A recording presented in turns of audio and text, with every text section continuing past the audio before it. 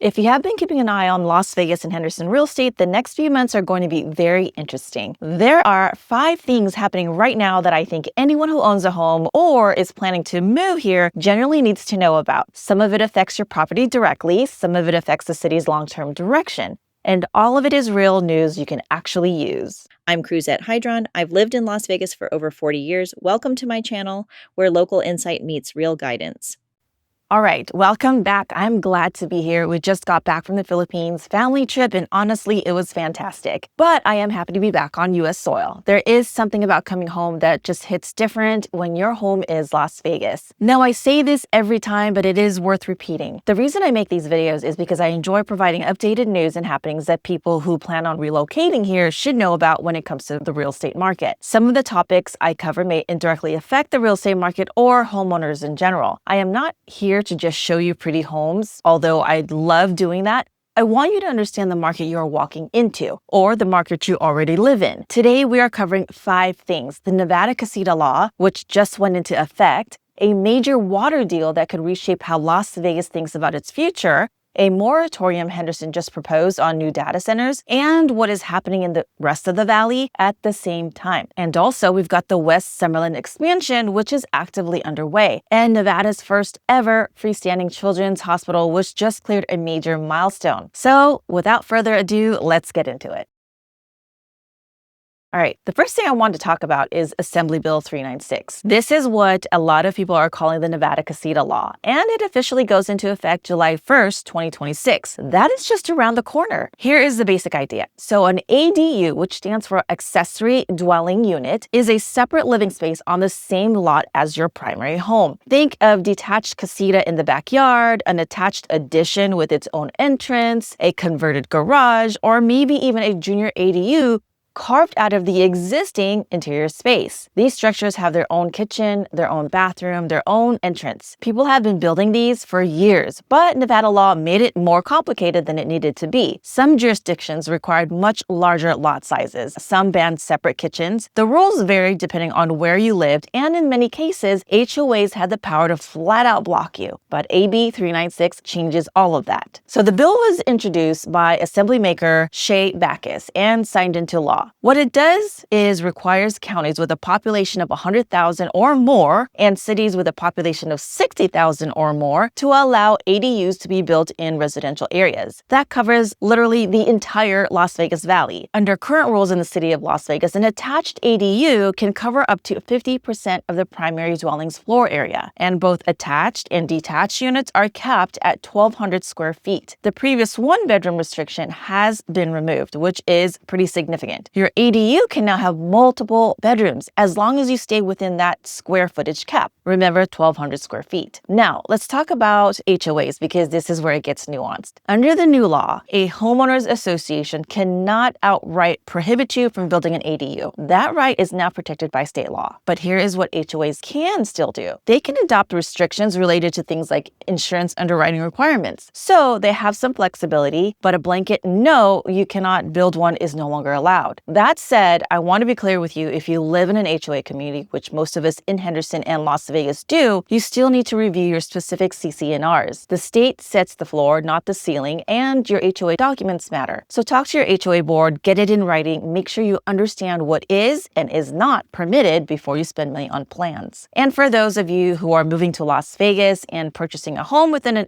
HOA, here is something important that a lot of buyers do not realize until they are already in the middle of a transaction. In Nevada, once you receive your HOA documents, you have 5 days to review them. That clock does not start when you open escrow. It starts from the date you actually receive the documents after they have been ordered. And here's the thing. Sometimes those documents are delivered within your agreed upon due diligence period, and sometimes they arrive after it has already passed. Either way, that 5-day review window is yours by law once you receive them. Use those 5 days. Read the CC&Rs, read the rules and regulations, look at the financials. Understand what you are buying buying into before you are locked in. This is one of the most overlooked parts of buying a home in Nevada, and it matters more now with AB 396 in effect. Because what your HOA allows or restricts around ADUs could directly affect what you are able to do with your property. So why does this matter for real estate overall? A few reasons. First, for homeowners, this opens a real opportunity to generate rental income. You build a casita, you rent it out, and your mortgage becomes a lot more manageable. That has value in a market where affordability is still a challenge. Second, multi-generational living. This is huge right now, especially for families relocating from California or other high-cost areas like New York or the Pacific Northwest. Parents moving to be near adult kids, or maybe in-laws moving in, college-aged kids who need a place but you also need your own space. An ADU solves that problem. Third, this is the one I think people overlook. It adds value to your property. A well-built ADU on a lot in Henderson or Las Vegas is not just livable space, it is a return on investment. Now, if you are in a community without an HOA, the path is even more straightforward. You would work with Clark County or the city of Las Vegas, depending on your jurisdiction, pull the permits, meet setback requirements, and go ahead and build. If you want to rent that unit, you'll also want to look at your homeowner's insurance policy and potentially landlord coverage, since the two are different products. So the bottom line is this: the Casita Law is real. It is coming into effect now. And if you own a home here and have the lot space for it, this is worth exploring. I am happy to talk through what that could mean for your specific property if you want to reach out.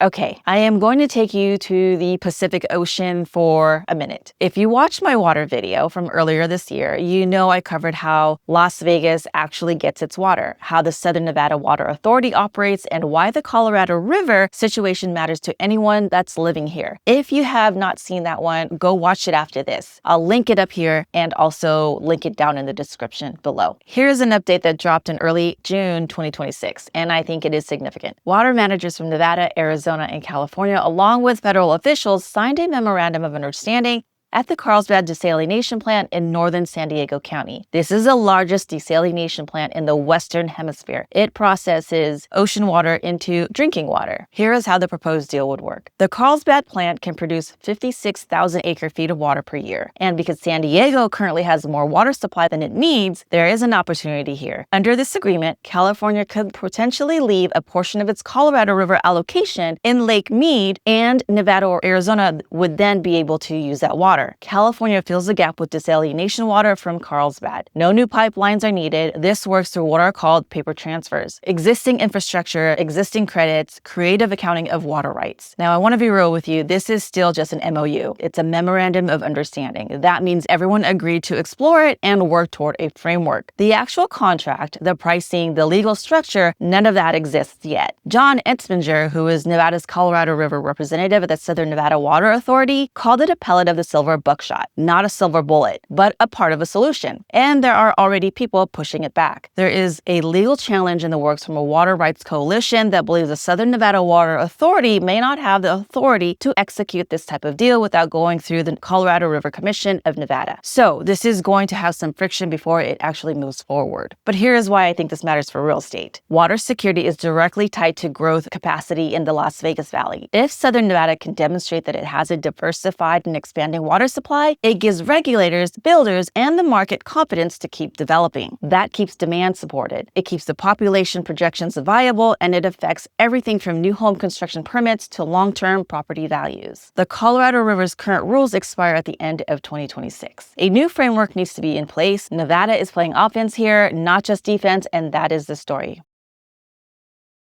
Let's talk about Henderson's data center moratorium and the switch contrast. This one is very local and very recent. So on June 16th, 2026, the Henderson City Council introduced Bill number 3927. If passed, this would impose a 180-day ban on new conditional use permit applications for data centers in Henderson. The bill has been referred to the July 21st City Council meeting for a potential vote. Henderson would become the first local government in Southern Nevada to take this kind of step. It is a significant move. So why is the city doing this? Mayor Michelle Romero said she personally requested the moratorium after tech companies began reaching out to city officials about building data centers in Henderson. And her position was essentially, before we open the door, we need to understand exactly what that means for our residents. The concerns being studied include energy demands, water consumption, air quality, quality, heat generation, and proximity to residential areas. The city's own staff said that while current code addresses some of these things like noise and water, deeper analysis is needed. Now, here is a real example to anchor this. Google has a data center in East Henderson. That facility used 352 million gallons of water in 2024. That is roughly what 2,700 average households use in a year. One building, 1 year, that is a meaningful number for a desert city. And to be clear, Henderson is not alone on this nationally. Leaders in roughly 19 states are considering or have already enacted restrictions on data center development. Reno already passed a moratorium extending into 2027. Boulder City has a ballot measure coming in November. This is a national conversation that has landed in our backyard. Now, here is where it gets interesting. At the same time, Henderson is proposing a pause. Other parts of the Las Vegas Valley are moving in the opposite direction. Switch, the Las Vegas-based data center company whose campus you can see along Decatur Boulevard near the 215, recently purchased 53.6 acres of land on the east side of Decatur between Serene Avenue and Silverado Ranch Boulevard for nearly $86.2 million.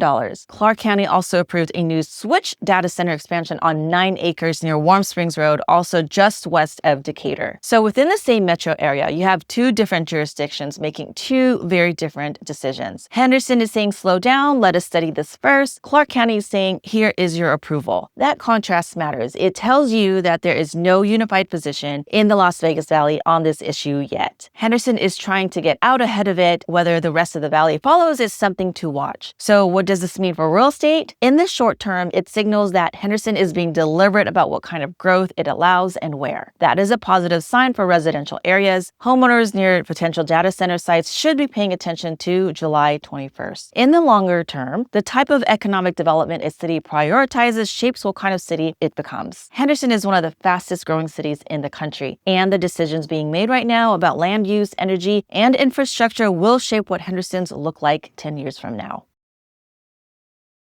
All right, let's shift to something a lot of buyers have been asking about, Summerlin West. This is probably the most active new construction story in the Las Vegas Valley right now, and it is moving faster than most people realize. Here is the background. Howard Hughes Holdings, which is the developer behind Summerlin, received approval from the Las Vegas Planning Commission to subdivide more than 400 acres just west of Alta and Crossbridge Drives. Plans call for up to around 2,900 residential units across 13 developer pods and open space parcels. Road and underground infrastructure work is already underway as of April 2026. To put that in perspective, Hughes Holdings sold over $400 million worth of Summerlin land to home builders in 2025 alone. This community is actively building out its final large western sections, and this expansion is one of the last big moves. Okay, so who are the builders? Taylor Morrison has a community called Esplanade at Red Rock, coming to the La Madre Peaks Village with 390 attached and detached single-story homes on around 88 acres. This is a gated resort-style community with a clubhouse, a pool, pickleball courts, fitness center, and more. Pricing is anticipated to start in the 800s. Sales opened this year. Pulte and its subsidiary PN2 Inc. also have an approved project in Summerlin West with 71 detached single-family homes. And Richmond American is coming with Cactus Bloom in the La Madre Peaks Village, which is single-family homes from their Aspire collection. There is also a 55 and up active adult component in the Taylor Morrison project, which is worth noting if that is your life stage or if you have parents who are also looking to relocate. Price-wise, new construction in Summerlin West is running from around $700,000 at the more accessible end to $900,000 and above for larger luxury product. If you are comparing that to Henderson, Summerlin typically commands a 15 to 25% premium. Whether that premium is worth it for you depends on your priorities, and that is a conversation I am generally happy to have with you one-on-one. Here's the bigger picture point. Summerlin is a 35-year-old master plan community that still has thousands of acres of developable land remaining. That is unusual. Most master plan communities in the valley have been built out or are close to it. Summerlin West represents the next chapter of that story. And for buyers who want new construction with mountain views, trail access, and a built-out amenity base already surrounding them, this window will not stay open indefinitely.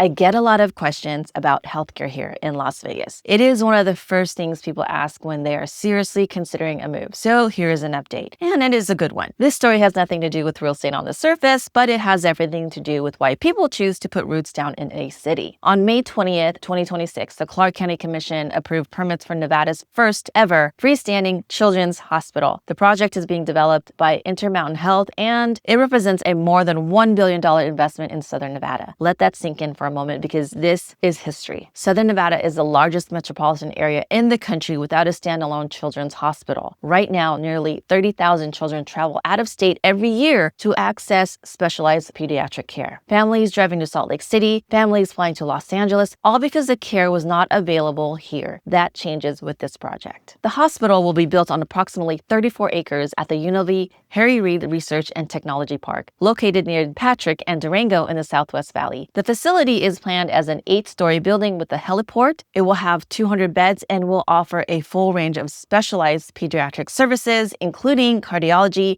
oncology, neurosurgery, and orthopedics. These are the specialties that families in Nevada currently cannot access locally. Groundbreaking is expected by the end of 2026, with the hospital projected to open by 2030. The economic impact projections attached to this project are significant. According to the independent analysis, the construction phase alone is expected to deliver a $724 million economic boost to the state. Once open, the hospital is projected to generate $841 million in annual economic output and create nearly 12,000 jobs. Nevada currently ranks among the lowest in the country for pediatricians per capita. This hospital is also designed to serve as a training institution, partnering with UNLV and other Nevada medical schools to help grow the state's pipeline of pediatric specialists long term. So why am I covering this in a real estate video? Because healthcare infrastructure is one of the top factors families consider when choosing where to live. I hear it consistently from clients relocating from California and the Pacific Northwest. They ask about schools, they ask about safety, and they ask about healthcare. For families with young children, the absence of a children's hospital has been a real hesitation point about this market. That hesitation is being removed. A $1 billion